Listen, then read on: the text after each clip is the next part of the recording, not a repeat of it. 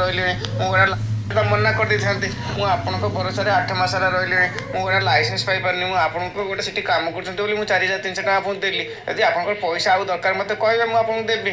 ମୋ କାମଟାକୁ କାହିଁ ଅଟକଉଛନ୍ତି ସାର୍?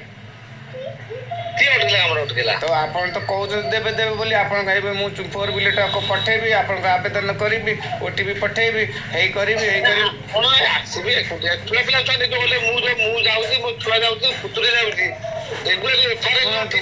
ମୋର ଛୁଆ 2ଟା ସାଙ୍ଗରେ ଅଛନ୍ତି, ଆଉ ଘରେ ଆଉ କେହି ନାହାନ୍ତି।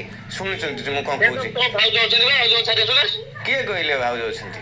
ଆଉ କଣ ତମ ସ୍ତ୍ରୀ ଆଉ ଗୋଟେ ସ୍ତ୍ରୀ ଅଛି ଘର ପାଖରେ? ନାଇଁ ସିଏ ବା ପଳେଇ ଯାଇଛି ବୋଲି ମୁଁ ଆପଣଙ୍କୁ କହୁଛି। ଛୁଆ 2ଟା ବା ତାର ପଳେଇ ଯାଉଛି, ଫେର ମଝିରେ ମଝିରେ ଦିନେ ଅଧେ ଆସୁଛି, ପୁଣି ତାର ସ୍ୱାମୀ କତି ପଳେଇ ଯାଉଛି।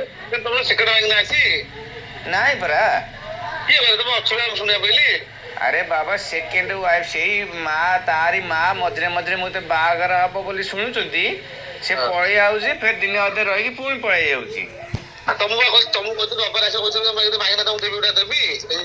ଆରେ ବାବା ଯିବ କଥାବାର୍ତ୍ତା କରିନା, ଖାଲି ଗଲେ ସମୟଟାକୁ ଖାଲି ମୋ ବଷ୍ଟେଜ କଲେ। ସେଦିନ ମୁଁ ପୁରା ଦିନ ବସିଲି, ଆପଣ ସେଇ କାମଟା କଲେନି। ମୋତେ ମିଛିଟରେ କହିଲେ ମୁଁ ପଠେଇ ଦେଇଛି, ତମ କାମ ଉପରେ ହେଇଯିବ, ତମେ ଯାଅ ରୁହ ମୁଁ ଗଲା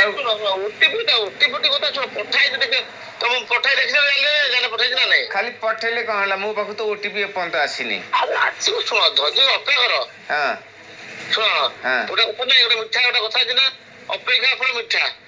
ସାର୍ ମୁଁ ରାସ୍ତାରେ ଯିବା ଆସିବା କରିବି, ମୋତେ ହଇରାଣ ହେଉଛି। ମୋ କତେ ସେ ଯେଉଁ କଚା ପାଉତି ବି ନାହିଁ ଖଣ୍ଡେ, 300 ଟଙ୍କା ଭରା ହେଇ ଯେଉଁ କଚା ପାଉତି ଖଣ୍ଡେ ଦିଆହବ, ସେତକ ବି ମୋ ପାଖରେ ନାହିଁ।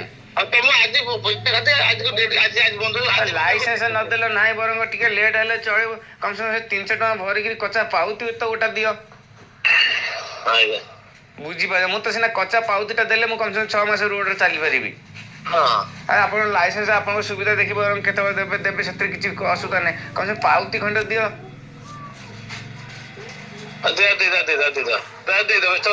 ମୋତେ ହ୍ୱାଟ୍ସଆପ୍ରେ OTP ଗୋଟେ ପଠେଇକିରି ନା ମେସେଜ୍ କରିକି କମ୍ ସେ କମ୍ ପାଉତି 300 ଟଙ୍କା କାଟିକି ଦିଅ। ଆପଣ ଯଦି ପଇସା ନାହିଁ ମୋତେ କୁହନ୍ତୁ, ମୁଁ ପଇସା ନେଲେ ଆଉ ପଠେଇବି। ମୋ କାମଟା ଟିକେ କରିକି ଦିଅନ୍ତୁ ସାର୍।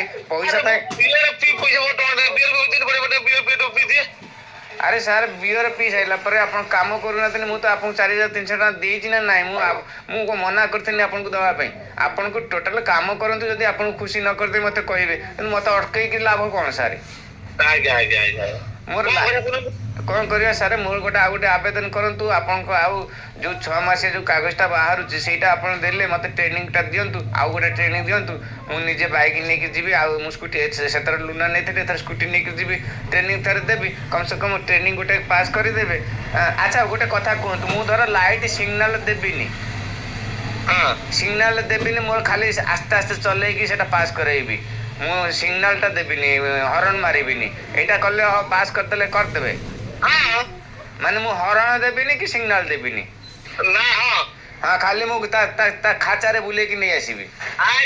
ହଁ, ସେଇଥିରେ ପାସ୍ କରିଦେବେ ତ? ହଁ, ସେଇଟା କରିଦେଉନାହାନ୍ତି ସେଥିରେ।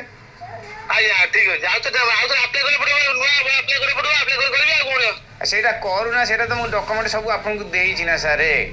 ଠିକ ଅଛି, କାମ କରନ୍ତୁ। ଶୁଣନ୍ତୁ, ବିଅର ପିଅର ମୋତେ ଗୋଟେ ପର୍ଚି ବାହାର କରିକି ଦିଅନ୍ତୁ, ମୁଁ ଆପଣଙ୍କୁ ବିଅର କରିକି ଦେବି। ମୋ କଥାଟା ବୁଝନ୍ତୁ। ଆପଣ OTP ପଠାନ୍ତୁ, ପର୍ଚି ଗୋଟେ ପାର କରି ଦିଅନ୍ତୁ। ମୋର କୋଉ ଦିନ ହଁ ତମେ କର, ମୁଁ ଦେବି ଆପଣଙ୍କୁ। ମୁଁ ଆପଣଙ୍କୁ ଦେଖ ପଇସା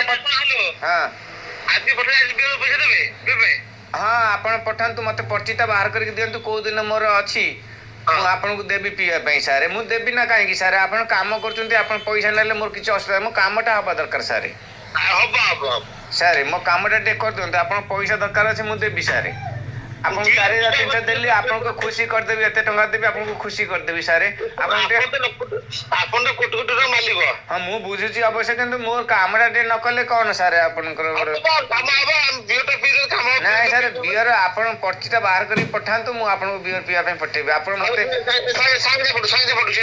ହଉ ପଠାନ୍ତୁ। ହଉ।